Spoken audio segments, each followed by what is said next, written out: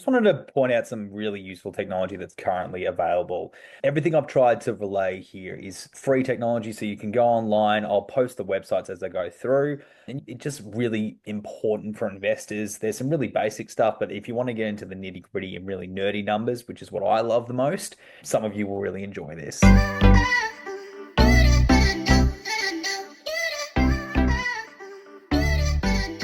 So first and foremost, the first two tools you can use is realestate.com and domain.com. And I don't think I need to post those links in the chat.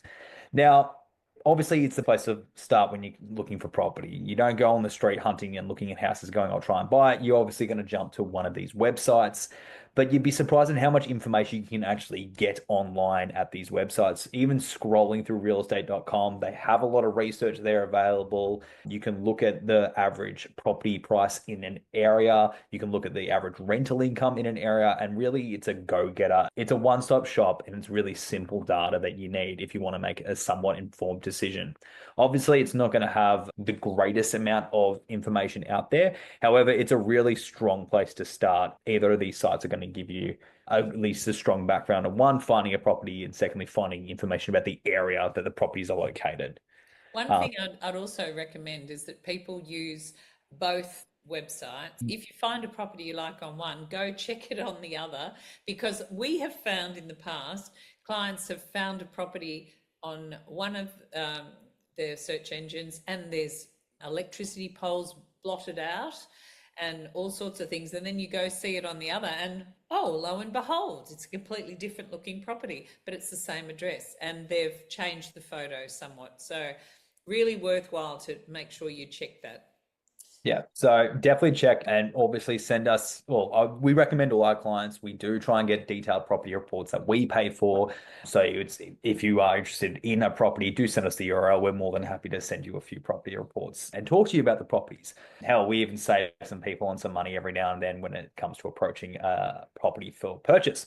The next one is SQM Research. Now, this is where people are often looking at including rental vacancies in areas, rental yields, and historical sales. It also gives us a good indication of housing prices and sales in the area, the webs and flows during the months, during the year, what are the rental incomes looking like over the course of the years, and you can narrow it down to specific suburbs. It's a really detailed report that you can get out here. It can give you a better informed decision, not only which suburb, but which state as well. It gives a very broad overview of which state in Australia is growing. DSR data is, as it kind of says there, demand to supply ratio, and it's a predictor of your capital growth potential. You just need a free account. You can log in, access the suburb data, and just see what kind of potential growth in that area is possible.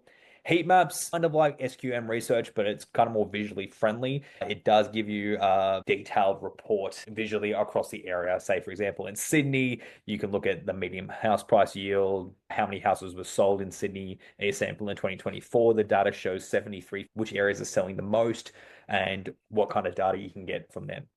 So I just saw a question there. So how do you request a bank to lower the rate? And what was the other line? SQ can track a capital growth of a suburb as recent as possible. So their data is updated weekly.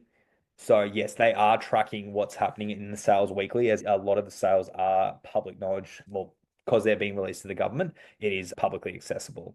So I do hope that helps. Next one, Money Smart. I'd say always talk to your accountant, and because they're going to give you a better detailed report than anything that managing your finances when it comes to investments. However, if you just want a quick brush over, Money Smart I found was actually quite interesting. I just logged in, just threw some my data in there to see what my finances management with investments, and started growing what it looked like an investment portfolio and where it reached my breaking point of where I could not service anything and pay for it. So it was a quite little interesting tool. I thought it was fun. Give it a go. Like I said, I'll put all the links in the end there as well.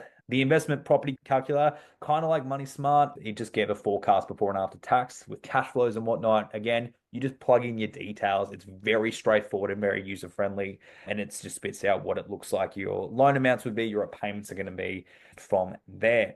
So the next one is, so on thehouse.com.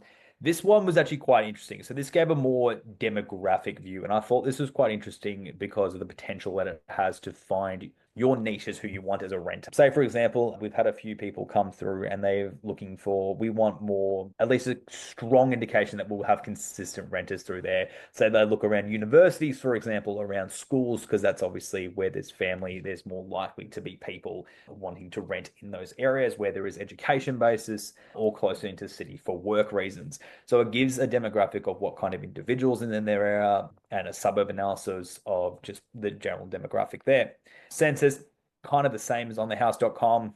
It gives relative information. I prefer on the house. I thought it was a better service. But again, if you want to try a different tool, it does give slightly different data on the area, but it's pretty consistent between the two. The last few tools. So Boom Score was actually looking at where it's an indication that we always think we can know exactly where supply and demand in property is going to get the most maximize your growth. Boom Score is trying to be a solution to that. I can't always predict where every suburb is going to grow rapidly and continue to make you an absolute gem of a property. However, it is a good starting point. And just like Real Estate Investor, it does offer investment property resources, like I said, articles on suburb data. I prefer Boom Score because it just gave more definite metrics. It didn't seem to overinflate as much as well as I saw in Real Estate Investor. But I would say take them both with a grain of salt.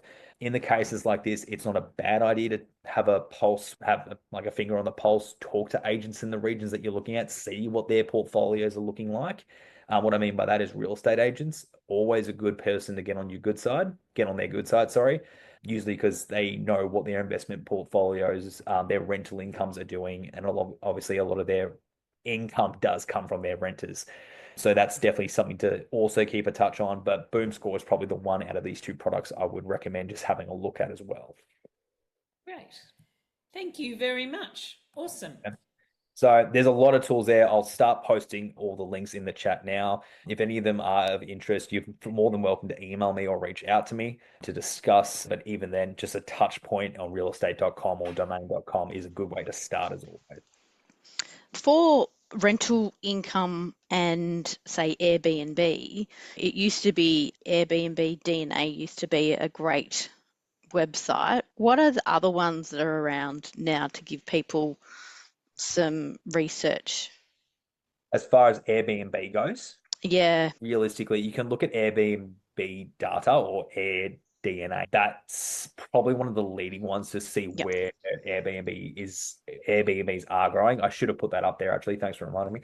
And it does give a good idea. Actually, I can just quickly get the URL up for that. It gives an indication of where growing Airbnb incomes are. Again, Airbnbs are very seasonal. A lot of them are holiday rentals, and it also depends largely on your marketing of the style of property we've found. A lot of great successes comes with particularly fantastic photos, as well as just location and what's on offering around the area. So you have to be quite picky when it comes to Airbnbs. But yeah, there is potential there.